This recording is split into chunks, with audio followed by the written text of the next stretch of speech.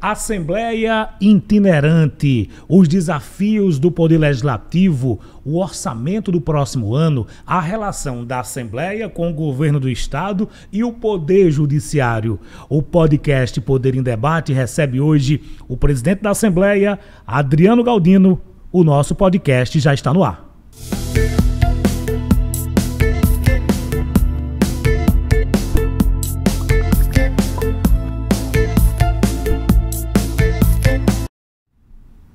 Presidente, muito obrigado por ter aceito o nosso convite. É um prazer recebê-lo aqui.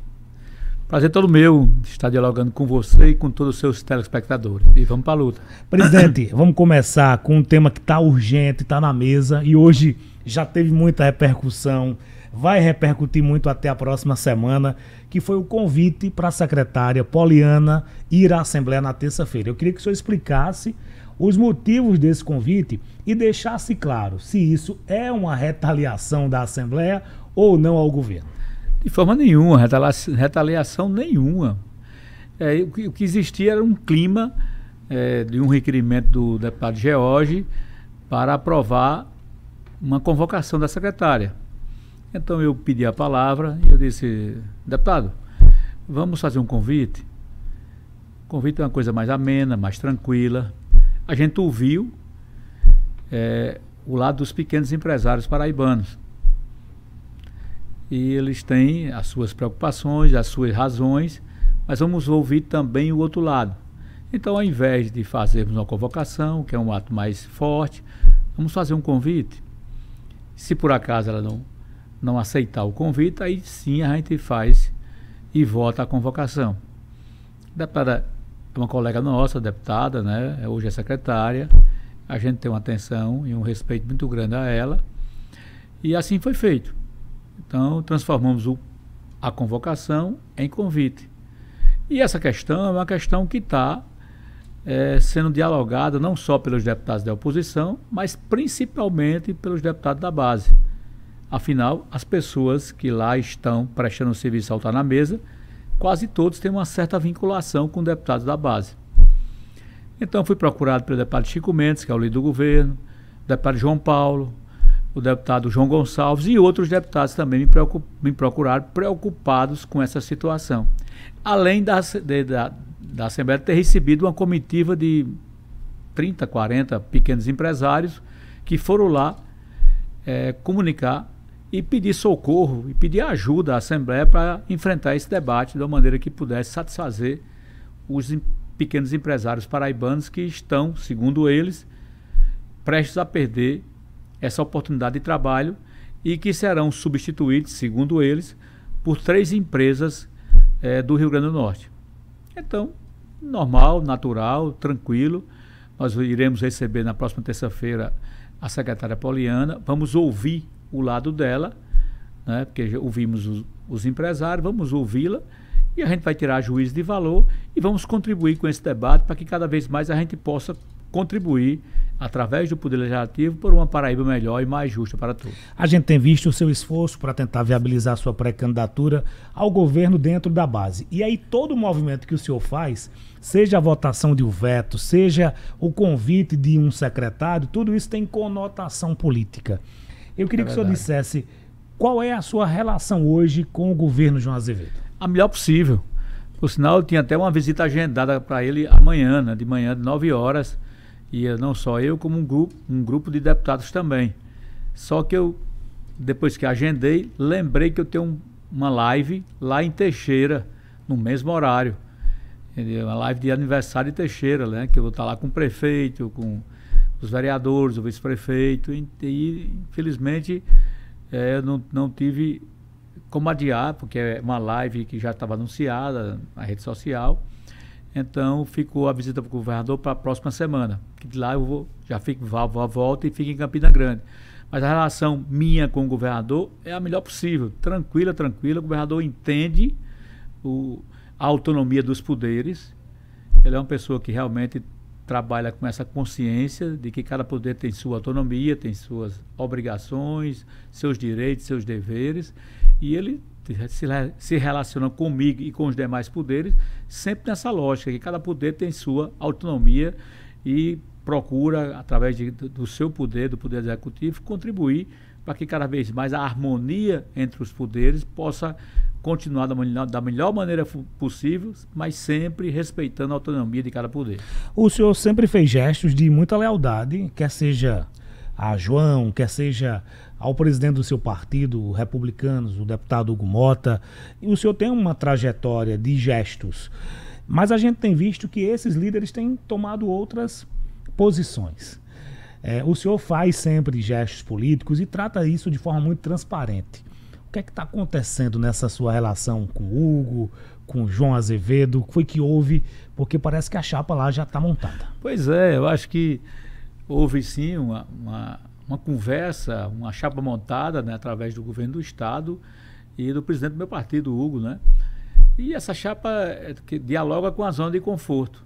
É muito mais confortável para ambos manter Lucas candidato, porque ele assume o governo do estado e na condição de governador fica mais confortável para todos, né? O próprio governador João, que em tese é candidato a senador, como também para o presidente Hugo, que em tese também terá seu pai, o Nabor Vanderlei, candidato a senador. E é confortável para ambos ter Lucas como governador e pré-candidato a governador também. Mas a discussão que eu faço e fiz e ainda estou fazendo é que eu tenho legitimidade sim para pleitear a minha pré-candidatura. E eu tenho dito isso, disse ao presidente do partido, Hugo Mota, na presença do deputado Nabor, do senador Nabor e do prefeito de Passos Nabor, da deputada Chica Mota, e o Hugo também estava presente lá no hotel em Souza. Eu disse, olha, eu estou com minha pré-candidatura na rua, praticamente só eu e Deus e alguns poucos amigos me ajudando, e ela tem uma força tão grande que mesmo assim, nesse contexto aí de carreira solo, eu estou pontuando aí pouco mais de 10%. É muita coisa. Tem candidato que tem apoio de muita gente e não consegue ter os números que eu tenho. Então é muita coisa. E eu também disse isso ao governador João, na presença do vice-governador Lucas, naquela reunião com os deputados lá no hotel Manaíra, no auditório da Manaíra. Disse, olha, eu estou colocando o meu nome, vou fazer isso até dezembro. Em dezembro vou fazer uma reflexão para ver se eu encontrei, se eu tenho as condições políticas para disputar o cargo de governo. Se eu não tiver, não tem problema, eu vou buscar uma recomposição. Mas se eu tiver, eu vou para a luta. Mas a minha vida política e pessoal também sempre foi de desafios. Eu sempre encontrei barreiras nas minhas pretensões, nos meus sonhos, nos meus objetivos. Foi assim quando eu fui candidato a prefeito em Pocinhos, por eu não pertencer a nenhum dos grupos que já tinha 40 anos lá na política pocinhense, as pessoas não acreditavam que eu pudesse ganhar. E eu desafiei a lógica, a tradição política da minha terra e consegui vencer. Consegui ser o primeiro prefeito que não pertencia a esses agrupamentos políticos. Foi assim também na minha eleição de deputado estadual. As pessoas achavam que um cidadão de uma cidade pequena, que não tem sobrenome famoso, que não tinha dinheiro, que não tem dinheiro, pudesse ganhar para deputado estadual, lá em 2010. E eu consegui vencer também e superar essas dificuldades, essas inconsistências, essas desconfianças que as pessoas têm nas pessoas que menos têm e consegui vencer. Foi assim também na questão da eleição da presidência, lembra? Ninguém acreditava que Adriano pudesse ganhar do então presidente Ricardo Marcelo. E, aliás, ninguém queria ser candidato contra Ricardo Marcelo. Só eu aceitei esse desafio. E consegui ganhar com um voto de maioria. Então, eu estou colocando o meu nome. Espero encontrar as condições políticas necessárias para que eu possa manter a minha pré-candidatura enquanto governador do estado da Paraíba. É uma candidatura diferenciada. É uma candidatura que tem diferença com as demais candidaturas. Tá certo? Por quê? Primeiro, eu sou o único pré-candidato que está alinhado politicamente com o presidente Lula. Todos os demais pré-candidatos ou são bolsonaristas assumidos ou são bolsonaristas enrustidos. O único que realmente defende o presidente Lula ontem, hoje e amanhã sou eu. Mas eu defendo porque eu vejo uma lógica política para isso. Eu vejo que Lula nasceu no mesmo solo que eu nasci. Eu fui visitar o presidente Lula na sua casa, lá onde ele morou, em Caetés, vizinha a Garanhuns. Caetés, na época, era um distrito de Garanhuns, hoje é uma cidade. Uma casa de 7 metros de frente por 3 de fundo, 21 metros quadrados, um quarto, uma sala e uma cozinha, onde foram criados 8 irmãos, o pai de Lula e Dona Lindu, que era a mãe. Então eu fui lá e vi a situação de vulnerabilidade social que o nosso presidente enfrentou enquanto nordestino, que não é diferente de muitos e muitos nordestinos que passaram pelas mesmas dificuldades. Então um político é um representante, e para nos representar, esse político precisa conhecer a nossa realidade de vida, de região, a nossa geografia, a nossa economia, os nossos sonhos, os nossos objetivos. E dentre os pré-candidatos a presidente, o único que tem essas qualificações para representar e bem o povo do Nordeste, o povo da Paraíba, é o presidente Lula. Não tenha dúvidas disso. Nós, enquanto república, nós elegemos 39 presidentes, Vitor, dos quais 33 foram do Sul e do Sudeste. E esse povo, por não conhecer nem sequer o Sul e o Sudeste, pegaram o nosso dinheiro, o dinheiro do Brasil, e investiram maciçamente nos estados do Sul e do Sudeste, criando 2 Brasis, um Brasil mais desenvolvido, Sul e Sudeste, e um Brasil menos desenvolvido, que é o Norte e o Nordeste. Deixa eu fazer uma pergunta. O senhor diz, olha, eu espero até dezembro para viabilizar o meu projeto, espero o apoio do partido.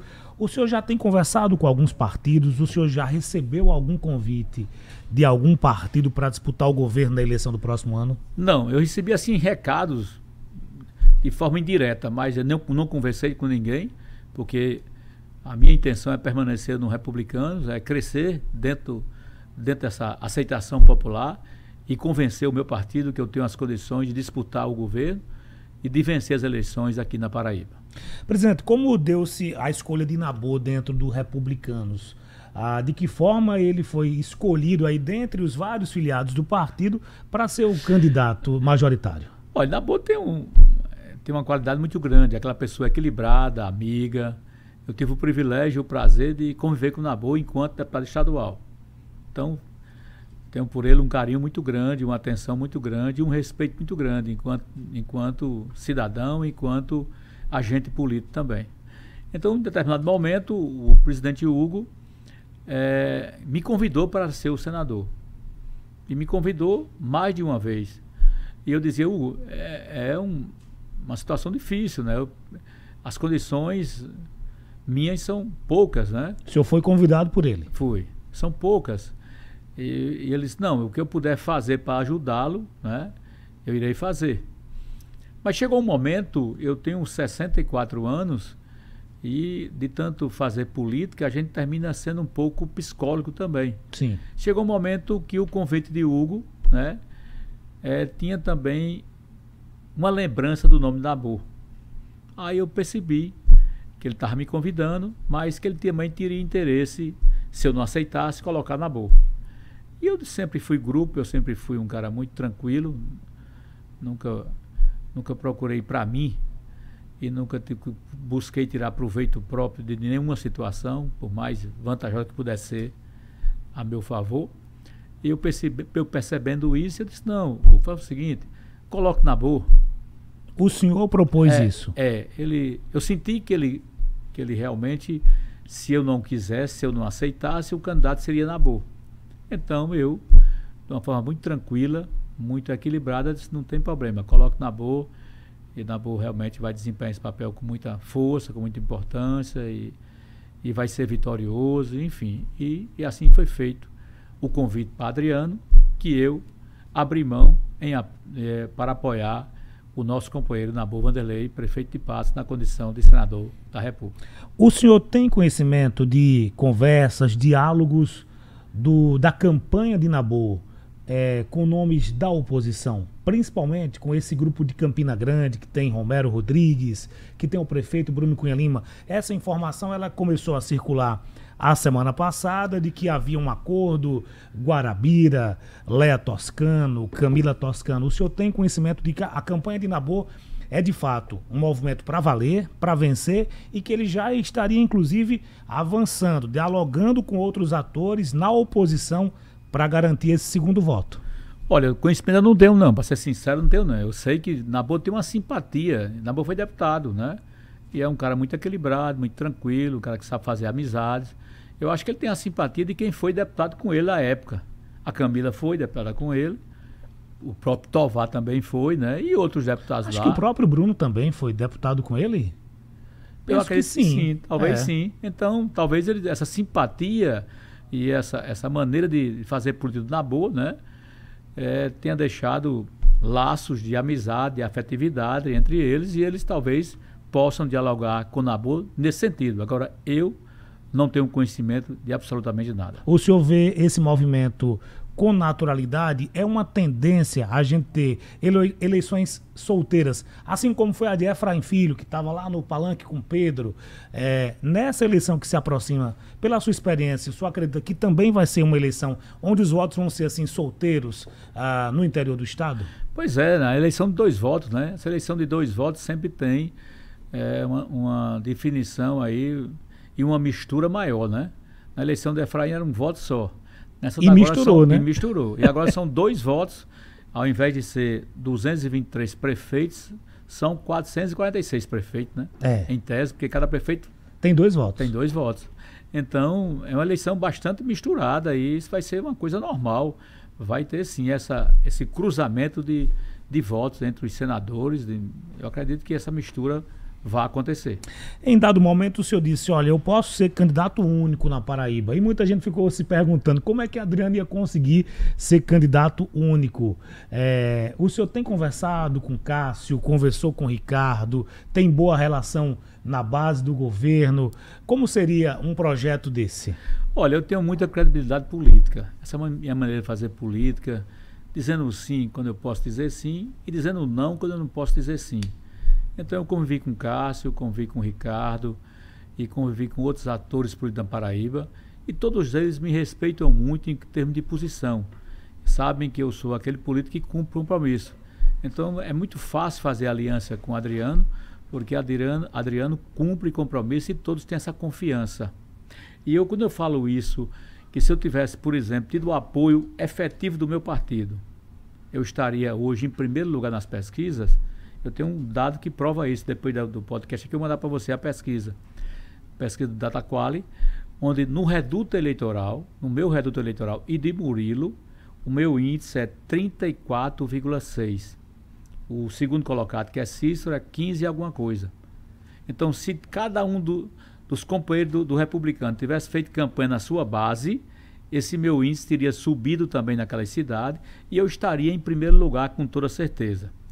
Por outro lado, se eu tivesse, além do apoio do meu partido, tivesse o apoio do governo do estado, não tenha dúvida que a minha candidatura hoje estaria aí um patamar, em termos de popularidade, 50%, 60%, e teria uma dificuldade muito grande em ter candidato contra, devido à minha maneira de fazer política e à minha capacidade de aglutinar, de juntar a classe política. A classe política tem uma confiança muito grande em mim e eu iria buscar os apoios em todos os campos da política Paraíba para que cada vez mais pudéssemos fortalecer a nossa candidatura. Então são fatos, está aqui uma pesquisa recente comprovando o que eu disse. O senhor aparece já em terceiro, segundo lugar?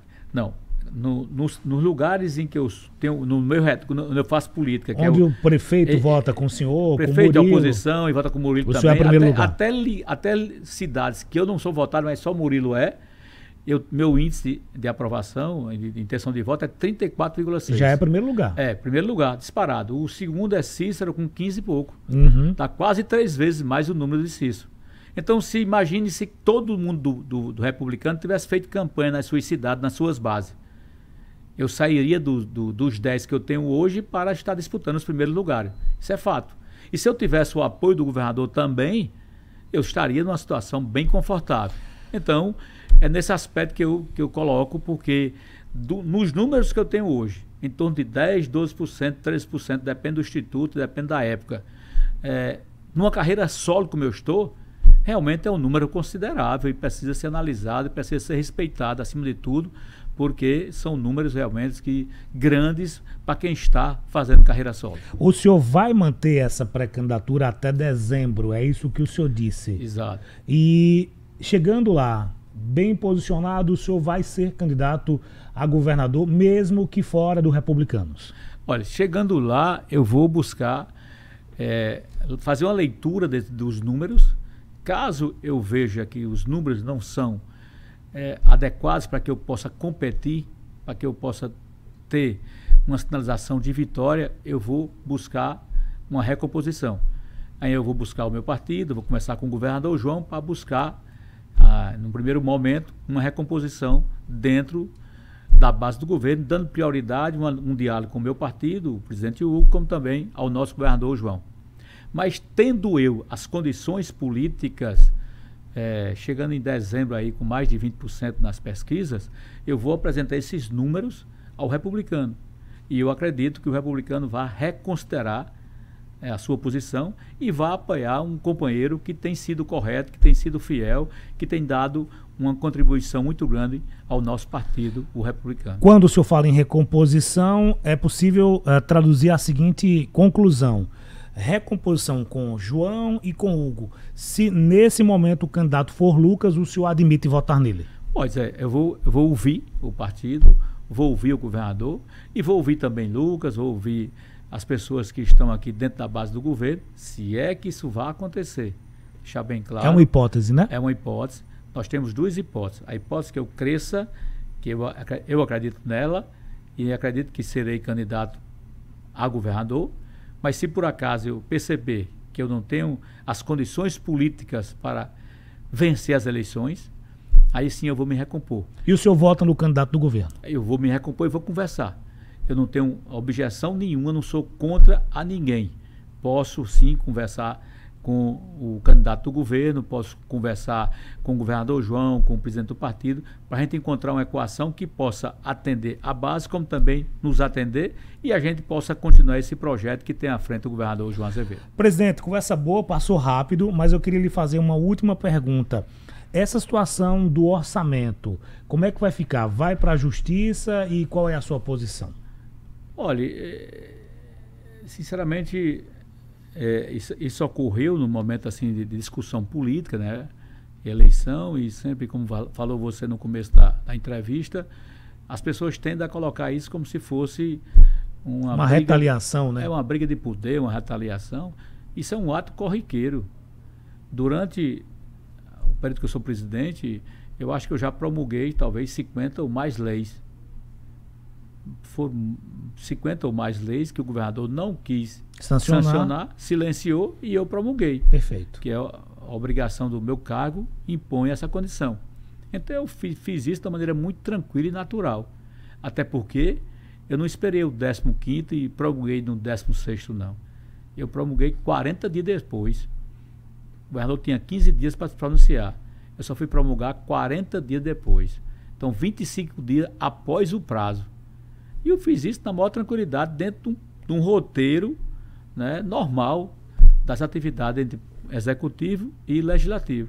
Então fizemos isso de uma maneira muito tranquila e enviamos para o governador. Eu já troquei mensagem com o governador, né, sobre esse tema, né?